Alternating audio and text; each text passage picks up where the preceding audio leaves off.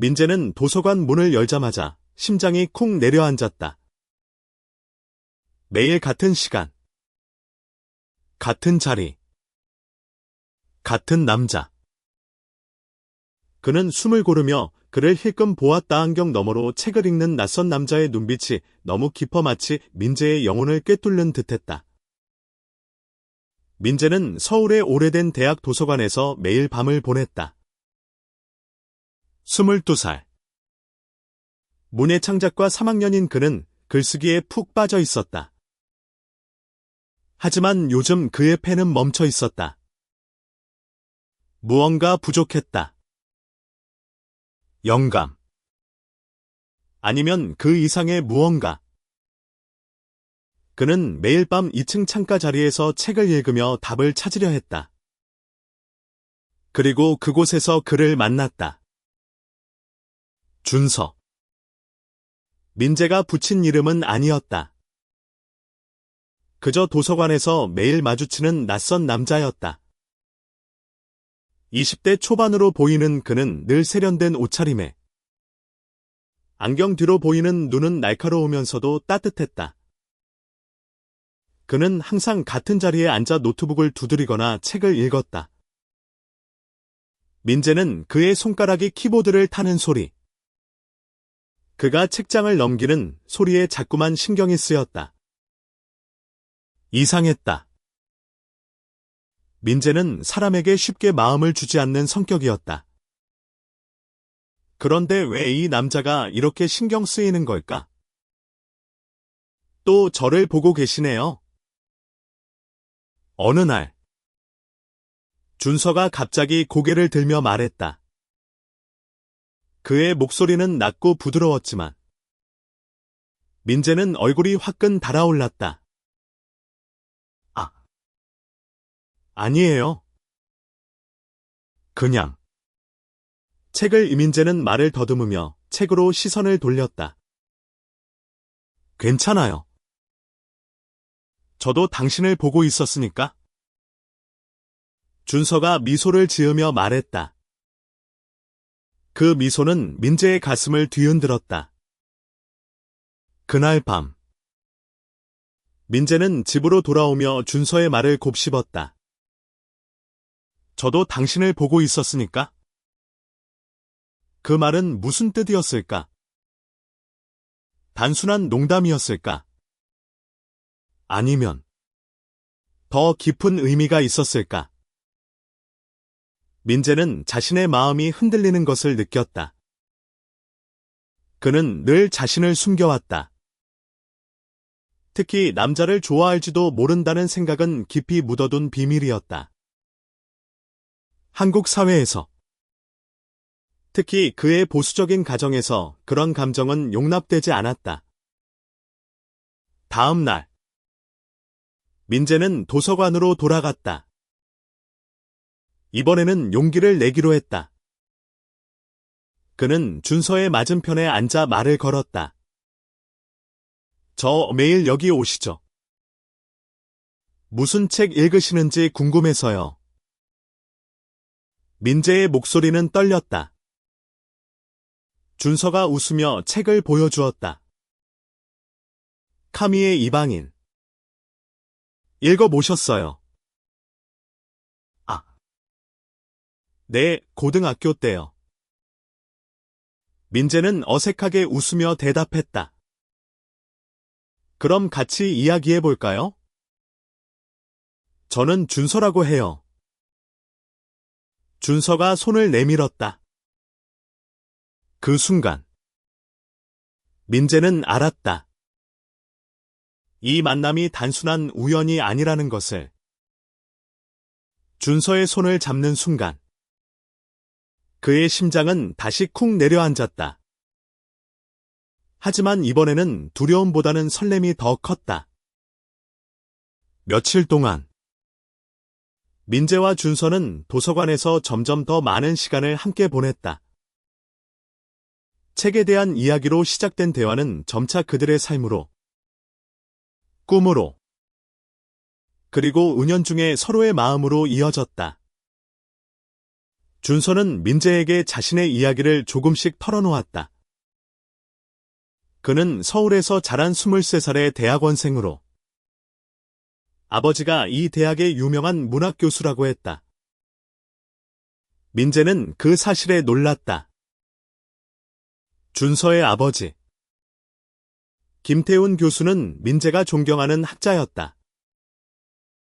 그럼 교수님 아들이 이렇게 도서관에서 매일 책만 읽는 거예요.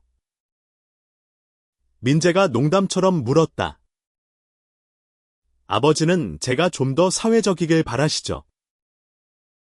하지만 저는 책이 더 좋아요. 그리고 준서가 잠시 멈추더니 민재를 바라보았다. 여기서 당신을 만난 것도 나쁘지 않고. 민재는 그 말에 얼굴이 다시 붉어졌다. 그는 점점 준서에게 끌리고 있었다. 하지만 동시에 두려움이 커졌다. 그는 자신의 감정을 인정하고 싶지 않았다. 아니, 인정할 수 없었다. 그의 가정, 그의 친구들, 그리고 무엇보다 자신 안의 갈등이 그를 올감했다. 어느 날 밤, 도서관이 문을 닫을 시간이 되자 준서가 민재에게 말했다. 내일 저녁, 캠퍼스 근처 카페에서 커피 한잔 할래요. 그냥 친구로. 민재는 망설였다. 그의 머릿속은 혼란스러웠다. 하지만 결국 고개를 끄덕였다. 좋아요. 그날 밤, 민재는 잠을 이루지 못했다. 준서와의 만남은 단순한 우정일까? 아니면 그 이상일까? 그는 자신의 마음을 들여다보는 것이 두려웠지만 동시에 준서와 더 가까워지고 싶었다. 민재는 카페 문 앞에서 숨을 깊게 들이마셨다. 가슴이 두근거렸다. 준서와의 만남은 단순한 커피 한 잔일 뿐이라고 스스로를 다독였지만 그의 마음은 이미 그를 배신하고 있었다. 카페 안은 따뜻한 조명과 커피 향으로 가득했다. 준서는 창가 자리에 앉아 있었다. 민재가 다가가자 그는 밝게 웃으며 손을 흔들었다. 왔어요. 뭘 마실래요? 준서의 목소리는 부드러웠고 그 미소는 민재의 긴장을 조금씩 풀어주었다. 두 사람은 커피를 마시며 이야기를 나눴다. 처음에는 어색했지만 곧 대화는 자연스럽게 흘렀다. 준서는 문학에 대한 열정을 이야기했고 민재는 자신의 글쓰기 꿈을 조심스럽게 꺼냈다. 저는 소설을 쓰고 싶어요. 사람들의 마음을 움직이는 그런 이야기요. 준서가 고개를 끄덕이며 말했다. 그럼 써봐요. 민재 씨의 이야기는 분명 특별할 거예요. 그의 눈빛은 진심이었다. 대화가 깊어질수록 민재는 준서에게 점점 더 끌렸다. 준서는 단순히 잘생긴 외모나 똑똑한 말투 때문이 아니라 그의 말 한마디, 행동 하나하나가 민재에게 따뜻함을 전해주었다. 하지만 그럴수록 민재의 마음은 더 혼란스러워졌다. 그는 자신이 느끼는 감정을 이름 짓고 싶지 않았다. 그 이름은 너무 무거웠다. 카페에서 나온 후 두 사람은 캠퍼스를 걸었다. 가을밤의 서울은 선선했고 은행나무 잎이 바람에 흩날렸다. 준서가 갑자기 걸음을 멈추며 말했다. 민재 씨, 혹시 저를 피하려고 한 적 있나요? 민재는 당황했다. 아니에요. 왜 그렇게 생각해요? 그냥. 당신이 저를 볼 때마다 망설이는 눈빛이 보여서요. 준서가 조심스럽게 말했다. 민재는 말을 잃었다. 준서의 말은 그의 마음을 정확히 찔렀다. 그는 준서를 피하려 했던 것이 아니었다. 오히려 자신을 피하려 했던 것이다. 자신의 감정을, 그리고 그 감정이 가져올 결과를. 그냥 낯을 좀 가려서요. 민재는 결국 그렇게 둘러댔다. 준서는 더 묻지 않고 미소 지으며 말했다. 그럼 천천히 친해져 봐요. 저는 기다릴 수 있어요. 그날 이후 민재와 준서는 더 자주 만났다. 도서관에서의 짧은 대화는 점차 캠퍼스 산책, 늦은 밤 편의점에서의 라면 데이트로 이어졌다. 민재는 준서와 함께 있을 때면 세상이 달라 보였다. 그의 웃음, 그의 말투, 그의 손짓 하나하나가 민재의 가슴을 채웠다. 하지만 그럴수록 그의 두려움도 커졌다. 어느 날, 민재는 준서와 함께 도서관에서 책을 읽다가 용기를 내어 물었다. 준서 씨, 혹시 누군가를 좋아해 본 적 있나요? 준서가 잠시 생각하더니 대답했다. 있죠. 하지만 그 사람에게 말하지 못했어요. 겁이 났거든요. 왜요? 민재의 목소리가 떨렸다. 그 사람이 받아들여주지 않을까봐. 그리고 세상이 받아들여주지 않을까봐. 준서의 눈빛은 깊고 슬펐다. 그 순간 민재는 자신의 마음을 마주해야 한다는 것을 알았다. 그는 준서를 좋아했다. 아니, 사랑했다. 하지만 그 사랑을 말로 꺼내는 순간 모든 것이 무너질 것 같았다. 그의 가족, 그의 친구들, 그리고 무엇보다 준서의 아버지 김태훈 교수. 민재는 그를 존경했지만 동시에 두려웠다. 며칠 후 민재는 우연히 준서의 아버지와 마주쳤다. 김태훈 교수는 민재의 글쓰기 수업에서 강의하는 교수였다. 그는 민재를 보며 미소를 지었다. 민재, 요즘 글은 잘 써지고 있나? 민재는 어색하게 웃으며 대답했다. 네. 노력하고 있습니다. 좋아. 자네 글에는 진심이 있더군. 계속 그걸 지켜. 교수의 말은 따뜻했지만 민재는 왠지 모를 불안감을 느꼈다. 그날 밤 민재는 준서에게 메시지를 보냈다. 내일 도서관에서 만날까요? 준서의 답장은 간단했다. 좋아요. 민재 씨. 꼭 하고 싶은 말이 있어요. 민재는 그 메시지를 읽으며 심장이 뛰었다. 준서가 하고 싶은 말이 무엇일까? 그의 마음도 자신과 같을까? 아니면 이 모든 것이 민재의 착각일 뿐일까? 도서관은 그날따라 유난히 조용했다. 민재는 평소처럼 창가 자리에 앉아 있었지만 그의 손에 든 책은 한 페이지도 넘어가지 않았다. 준서의 메시지가 머릿속을 맴돌았다. 꼭 하고 싶은 말이 있어요. 그 말은 민재의 마음을 설레게 하면서도 두렵게 만들었다. 준서가 도서관에 들어섰다. 그는 평소와 달리 조금 긴장한 표정이었다.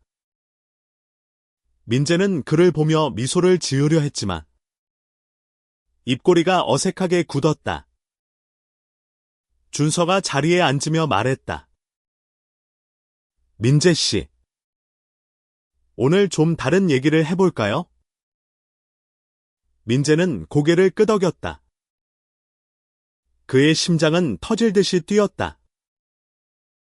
준서는 잠시 망설이더니 입을 열었다. 저, 민재 씨를 처음 봤을 때부터 이상했어요. 그냥. 당신이 자꾸 눈에 들어왔어요. 민재는 숨을 멈췄다. 그의 말은 민재가 꿈꿔왔던 것이었지만 동시에 두려워했던 것이었다. 무슨 뜻이에요? 민재의 목소리는 갈라졌다. 저 민재 씨를 좋아해요. 준서가 단호하게 말했다. 그의 눈빛은 흔들림이 없었다. 그냥 친구로 좋아하는 게 아니에요. 더 깊은 감정이에요. 민재는 순간적으로 말을 잃었다. 그의 머릿속은 혼란으로 가득 찼다. 기쁨, 두려움, 설렘, 그리고 죄책감이 뒤엉켰다. 그는 준서를 좋아했다. 아니, 사랑했다. 하지만 그 감정을 받아들이는 순간, 그의 삶은 완전히 달라질 터였다. 저도 이민재는 말을 잇지 못했다. 그는 자리에서 일어나 도서관을 뛰쳐나갔다. 준서가 그의 이름을 불렀지만 민재는 멈추지 않았다.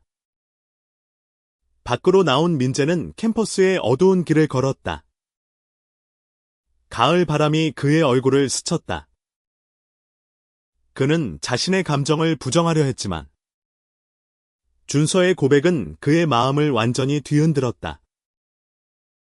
그는 집으로 돌아와 침대에 누웠지만 잠을 이룰 수 없었다.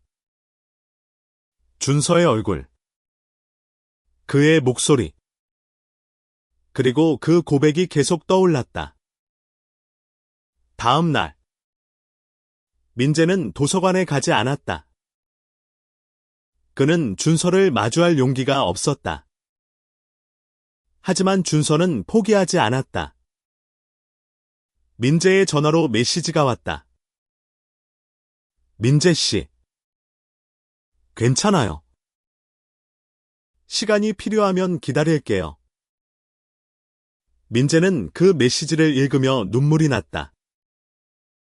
그는 자신이 어떤 사람인지, 어떤 삶을 살고 싶은지 고민하기 시작했다. 그는 늘 가족의 기대에 맞춰 살아왔다. 아버지는 민재가 안정적인 직업을 갖길 바랐고, 어머니는 그가 좋은 가정을 꾸리길 원했다. 하지만 민재는 그런 삶이 자신을 행복하게 만들지 않을 것임을 알았다. 며칠 후, 민재는 다시 도서관으로 돌아갔다. 준서가 그를 기다리고 있었다. 미안해요. 그날 갑자기 나가서 민재가 조심스럽게 말했다. 괜찮아요. 저도 무리했나 봐요. 준서가 미소를 지었다. 두 사람은 다시 대화를 시작했다. 이번에는 더 조심스럽고, 더 솔직하게. 민재는 자신의 두려움을 털어놓았다. 저, 이런 감정을 처음 느껴봐요. 그리고 무서워요. 사람들이 어떻게 볼지? 가족이 어떻게 생각할지? 준서가 그의 손을 잡았다. 저도 무서워요. 하지만 민재 씨, 우리 서로에게 솔직해질 수 있다면? 그걸로 충분하지 않을까요? 그 순간, 민재는 결심했다. 그는 준서와 함께하고 싶었다. 어떤 대가를 치르더라도. 하지만 그 결심은 쉽지 않은 시련을 동반할 터였다. 며칠 후, 민재는 준서의 아버지, 김태훈 교수를 다시 만났다. 이번에는 강의실이 아닌 교수실에서였다. 김 교수는 민재를 따뜻하게 맞이했지만 그의 눈빛에는 무언가 날카로운 것이 있었다. 민재, 요즘 내 아들과 자주 만나는 것 같더군. 민재는 심장이 멈추는 듯했다. 그는 준서와의 관계를 어떻게 설명해야 할지 몰랐다. 준서는 좋은 애야. 하지만 김 교수가 말을 멈추며 민재를 바라보았다. 자네가 준서에게 어떤 영향을 미칠지 신중해야 해. 민재는 그 말에 숨이 막혔다. 김 교수는 그들의 관계를 알고 있는 걸까? 아니면 단순히 민재를 경계하는 것일까? 그는 아무 말도 하지 못하고 교수실을 나왔다. 그날 밤, 민재는 준서에게 전화했다. 준서 씨, 우리 정말 괜찮을까요? 준서의 목소리는 단호했다. 민재 씨, 저는 당신과 함께라면 어떤 어려움도 이겨낼 수 있어요. 민재와 준서의 관계는 점점 깊어졌다. 도서관에서의 짧은 만남은 이제 정기적인 데이트로 바뀌었다. 그들은 서울의 좁은 골목에서 함께 밥을 먹고 한강변을 산책하며 서로의 손을 잡았다. 민재는 준서와 함께 있을 때면 세상의 모든 걱정이 사라지는 듯했다. 하지만 그 행복은 늘 불안과 함께였다. 민재의 가족은 그의 변화를 눈치챘다. 어머니는 민재가 자주 집에 늦게 들어온다고 잔소리를 했고, 아버지는 그의 학업에 더 집중하라고 다그쳤다. 민재는 가족에게 준서에 대해 말할 용기가 없었다. 그는 자신이 사랑하는 사람이 남자라는 사실을 가족이 받아들이지 않을 것임을 알았다. 한편, 준서도 자신의 갈등을 안고 있었다. 그는 아버지, 김태훈 교수와의 관계가 점점 더 어색해지고 있었다. 김 교수는 준서가 민재와 자주 만난다는 것을 알고 있었고, 그들의 관계를 의심하는 듯했다. 어느 날, 준서가 집에 돌아오자 아버지가 그를 불렀다. 준서야, 민재라는 학생, 너와 어떤 사이지? 김 교수의 목소리는 차분했지만 그 안에는 날카로운 기운이 있었다. 그냥 친구예요. 준서가 대답했지만 그의 목소리는 떨렸다. 친구라면 다행이지만 준서야, 너도 알다시피 우리 가문은 보수적이야. 내가 어떤 선택을 하든 신중해야 한다. 준서도 민재처럼 두려웠다. 그는 아버지를 실망시키고 싶지 않았다. 하지만 민재를 사랑하는 마음은 그 어떤 두려움보다 강했다. 그는 민재에게 이 대화를 털어놓으며 말했다. 민재 씨, 우리 아빠가 우리를 의심하는 것 같아요. 민재는 심장이 내려앉았다. 그럼 어떻게 해야 해요? 모르겠어요. 하지만 당신을 포기하고 싶지 않아요. 준서가 민재의 손을 꼭 잡았다. 그들의 사랑은 점점 더 위험한 길로 들어서고 있었다. 민재는 자신의 감정을 숨기기 위해 점점 더 많은 거짓말을 해야 했다. 친구들에게는 준서를 단순한 도서관 친구라고 소개했고, 가족에게는 야간 스터디 때문에 늦는다고 둘러댔다. 하지만 거짓은 그의 마음을 점점 더 무겁게 만들었다. 어느 날, 민재와 준서는 한강공원에서 데이트를 하고 있었다. 달빛 아래, 두 사람은 서로의 손을 잡고 조용히 걸었다. 준서가 갑자기 말했다. 민재 씨, 우리 어디로 가고 있는 걸까요? 민재는 그 질문에 대답할 수 없었다. 그는 준서와 함께하고 싶었지만 그들의 미래가 불투명했다. 모르겠어요. 하지만 지금은 당신이 곁에 있는 것만으로 충분해요. 그 순간 누군가 그들을 지켜보고 있었다. 민재의 친구 현우였다. 현우는 민재와 준서가 손을 잡고 있는 모습을 보고 충격을 받았다. 그는 민재에게 다가가 따졌다. 민재야, 이게 뭐야? 설마. 민재는 당황하며 준서의 손을 놓았다. 현우야. 오해야. 그냥. 하지만 현우는 믿지 않았다. 내가 바보인 줄 알아? 너희 둘. 그냥 친구가 아니잖아. 현우의 말은 민재의 가슴을 찔렀다. 그는 현우가 이 일을 다른 친구들에게 혹은 가족에게 말할까봐 두려웠다. 준서가 현우를 진정시키려 했지만 현우는 화를 내며 자리를 떠났다. 그날 밤 민재는 집으로 돌아오며 깊은 절망에 빠졌다. 그는 준서와의 관계를 계속 유지할 수 있을지 아니면 모든 것을 포기해야 할지 고민했다. 그는 준서에게 전화해 말했다. 준서 씨, 우리 정말 괜찮을까요? 준서의 목소리는 단호했다. 민재 씨, 저는 당신을 사랑해요. 어떤 일이 있어도 함께할게요.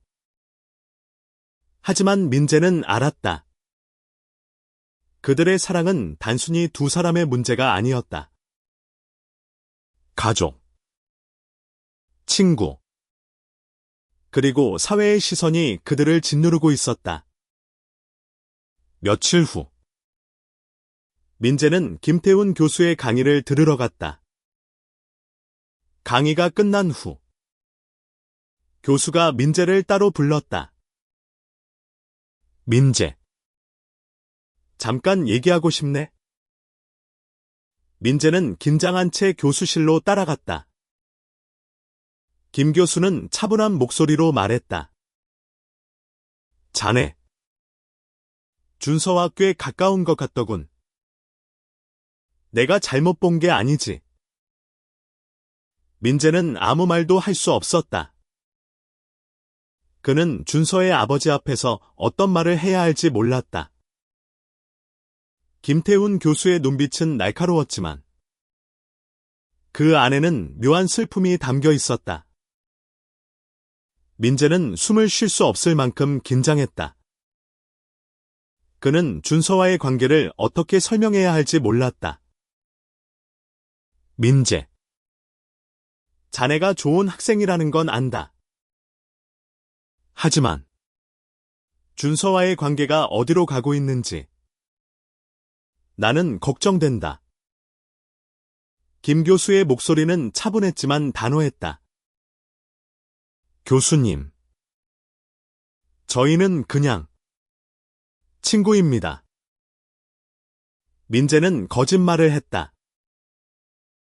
그의 목소리는 떨렸다. 민재야. 나는 바보가 아니야.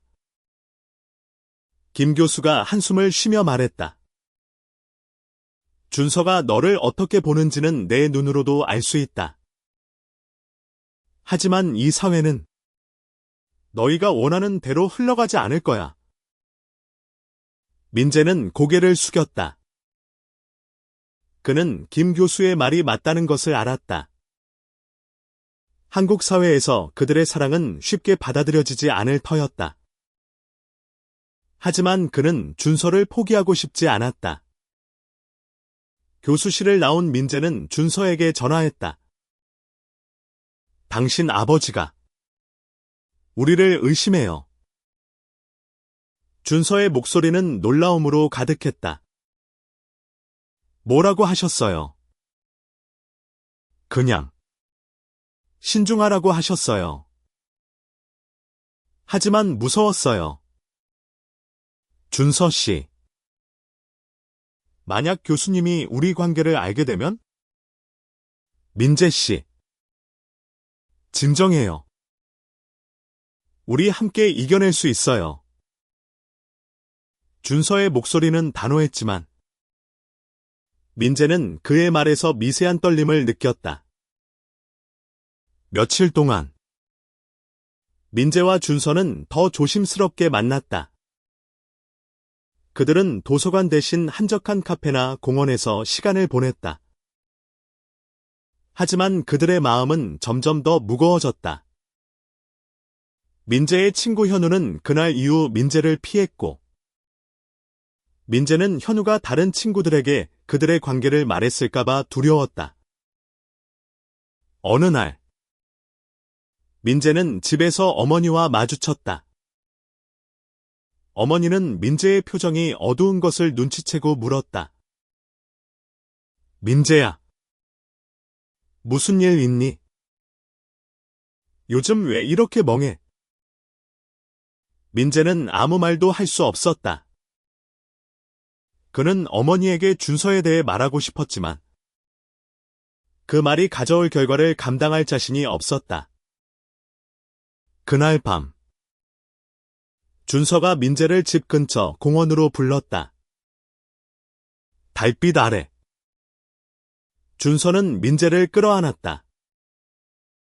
민재 씨, 저 무서워요.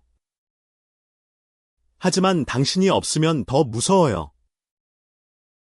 민재는 준서의 품에서 눈물을 흘렸다. 저도요. 준서 씨, 저 당신을 사랑해요. 하지만 이게 옳은 건지 모르겠어요. 사랑이 잘못된 적은 없어요. 준서가 민재의 얼굴을 감싸며 말했다.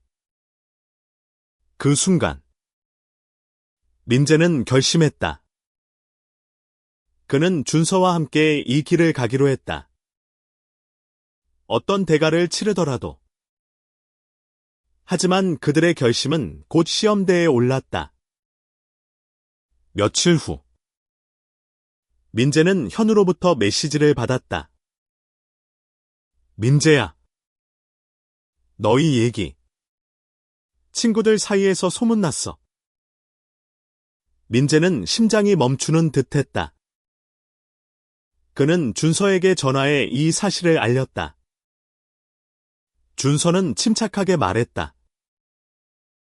괜찮아요. 민재 씨. 우리가 함께라면 어떤 소문도 이겨낼 수 있어요. 하지만 소문은 빠르게 퍼졌다. 민재의 친구들은 그를 멀리하기 시작했고, 일부는 노골적으로 비난했다. 민재는 점점 더 고립되었다. 그는 준서와 함께 있을 때만 위안을 얻었지만 그마저도 점점 더 위험해졌다. 어느 날 민재는 김태훈 교수의 강의에 참석했다. 강의가 끝난 후 교수가 다시 그를 불렀다. 이번에는 그의 표정이 더 엄중했다. 민재, 준서와의 관계를 정리하는 게 좋겠어. 민재는 충격을 받았다. 교수님. 저희는 더 이상 말하지 마. 김 교수가 단호하게 말했다. 준서에게도, 너에게도 좋지 않은 길이야. 민재는 교수실을 나오며 눈물을 참았다. 그는 준서에게 이 사실을 말해야 할지 고민했다. 하지만 그는 알았다. 이 모든 것을 준서와 함께 이겨내야 한다는 것을. 그날 밤, 민재는 준서를 만났다. 그는 모든 것을 털어놓았다. 당신 아버지가 우리를 반대해요. 준서의 얼굴이 굳어졌다. 그럼 우리 어떻게 해야 할까요? 민재는 준서의 손을 잡았다. 함께 싸워요. 우리 사랑은 그럴 가치가 있어요. 민재와 준서의 사랑은 점점 더 많은 시련을 마주했다. 소문은 캠퍼스를 넘어 민재의 가족에게까지 퍼졌다. 어느 날, 민재가 집에 돌아오자 아버지가 그를 기다리고 있었다. 민재야, 너 요즘 무슨 일이 있는 거냐? 아버지의 목소리는 차갑고 단호했다. 민재는 숨을 삼켰다. 아무 일도 없어요. 아버지. 거짓말하지 마. 아버지가 소리쳤다. 동네 사람들이 너와 어떤 남자애가 이상한 관계라고 수군거리고 있어. 그게 사실이냐? 민재는 말을 잃었다. 그는 아버지의 눈을 볼 수 없었다. 아버지. 너. 그런 부끄러운 짓을 하고 다닌 거야. 아버지의 목소리는 분노로 떨렸다. 민재는 집을 뛰쳐나왔다. 그는 준서에게 전화해 모든 것을 털어놓았다. 준서는 즉시 민재를 만나러 왔다. 두 사람은 한강변의 벤치에 앉아 서로를 위로했다. 민재 씨. 미안해요.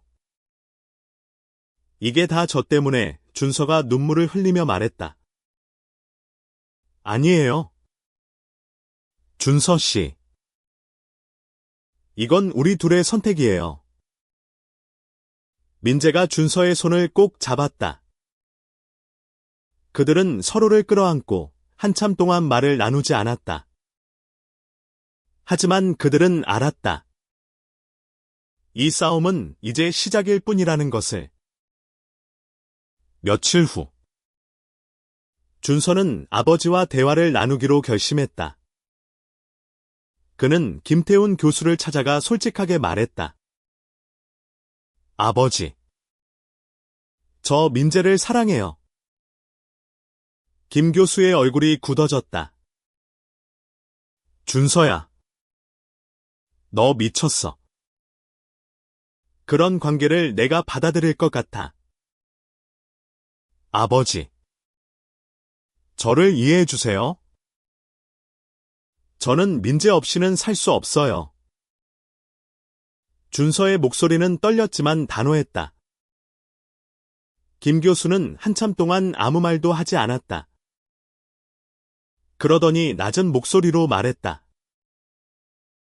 준서야, 너는 내 아들이야. 하지만 이건 받아들일 수 없어. 너희 둘 다 상처받을 거야. 준서는 아버지의 말을 듣고 집을 나왔다. 그는 민재를 만나 모든 것을 털어놓았다. 민재 씨. 우리 이제 어쩌죠? 민재는 준서의 손을 잡으며 말했다. 함께 도망쳐요. 우리만의 세상에서 살아요. 그들의 결정은 충동적이었지만 그들에게는 다른 선택지가 없었다. 그들은 서울을 떠나 제주도로 향했다. 제주도의 작은 마을. 바다가 보이는 곳에서 그들은 새 삶을 시작했다. 민재는 글을 쓰며 준서는 지역 도서관에서 일하기 시작했다. 하지만 그들의 행복은 오래가지 않았다. 민재의 가족은 그를 찾아 제주도로 왔다. 아버지는 민재를 집으로 데려가려 했고 어머니는 눈물을 흘리며 그를 설득했다. 민재야, 제발 돌아와. 네가 이렇게 살면 우리 가문이 망신당해. 민재는 고개를 저었다. 어머니, 저는 행복해요. 준서와 함께 있는 게 제 삶이에요. 하지만 그의 마른 가족을 설득하지 못했다. 결국 민재는 가족과 연을 끊었다. 준서도 아버지와의 관계가 완전히 틀어졌다. 김 교수는 준서에게 더 이상 연락하지 말라고 선언했다. 두 사람은 서로에게 의지하며 새로운 삶을 꾸려갔다. 하지만 그들의 마음에는 항상 가족에 대한 그리움이 남아 있었다. 시간이 흘렀다. 민재와 준서는 제주도에서 조용히 살아갔다. 그들은 서로를 사랑했고 그 사랑은 그들을 지탱해 주었다. 하지만 그들은 알았다. 그들의 사랑은 여전히 많은 사람들에게 받아들여지지 않을 것이라는 것을. 제주도의 작은 마을에서 민재와 준서는 서로의 곁에서 평온한 나날을 보냈다. 민재는 지역 카페에서 글을 쓰며 생계를 꾸렸고 준서는 도서관에서 책을 정리하며 아이들에게 문학을 가르쳤다. 그들의 삶은 단순했지만 서로의 존재로 가득 차 있었다. 어느 날, 민재는 자신이 쓴 소설을 출판사에 보냈다. 그 소설은 그와 준서의 이야기를 바탕으로 한 것이었다. 사랑, 갈등, 그리고 사회의 편견에 맞서는 두 사람의 여정을 담은 이야기였다. 놀랍게도 소설은 좋은 반응을 얻었고 출판 제안을 받았다. 민재는 준서에게 이 소식을 전하며 말했다. 준서 씨, 우리 이야기가 세상에 나가도 괜찮을까요? 준서는 미소를 지으며 답했다. 민재 씨, 우리 사랑은 숨길 게 아니에요. 세상에 보여주자고요.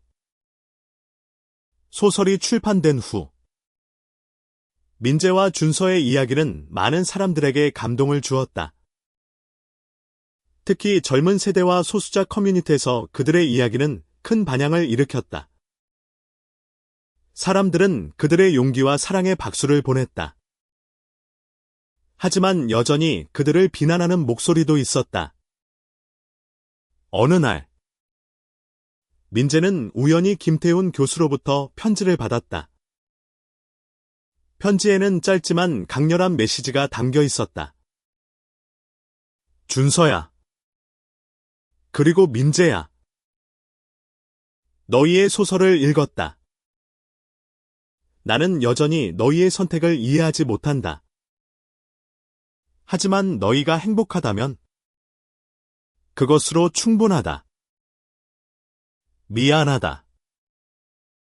그리고 고맙다. 민재는 그 편지를 읽으며 눈물을 흘렸다. 그는 준서에게 편지를 보여주었고 두 사람은 서로를 끌어안았다. 김 교수의 편지는 완전한 용서나 이해는 아니었지만 그들의 사랑을 인정하는 첫걸음이었다. 시간이 더 흘렀다. 민재와 준서는 제주도에서 작은 책방을 열었다. 그들은 책방에서 사람들에게 문학과 사랑, 그리고 용기에 대해 이야기했다. 그들의 책방은 지역 주민들뿐만 아니라 비슷한 아픔을 겪는 이들에게도 위로의 장소가 되었다. 민재는 어느 날 밤, 책방 창가에 앉아 준서를 바라보았다. 준서는 책을 정리하며 조용히 웃고 있었다. 민재는 생각했다. 이 모든 시련을 지나 우리가 여기 함께 있는 것만으로도 충분하다. 그들의 사랑은 완벽하지 않았다. 여전히 세상은 그들을 모두 받아들이지 않았다. 하지만 민재와 준서는 알았다. 그들의 사랑은 그 자체로 의미가 있으며 그들이 함께라면 어떤 어려움도 이겨낼 수 있다는 것을. 마지막으로 민재는 자신의 소설에 이런 문장을 썼다. 사랑은 때로 두렵고 때로 아프다. 하지만 사랑은 언제나 우리를 살아가게 한다. 그들의 이야기는 끝나지 않았다. 민재와 준서는 여전히 제주도의 작은 책방에서 서로를 사랑하며 세상에 용기를 전하고 있었다.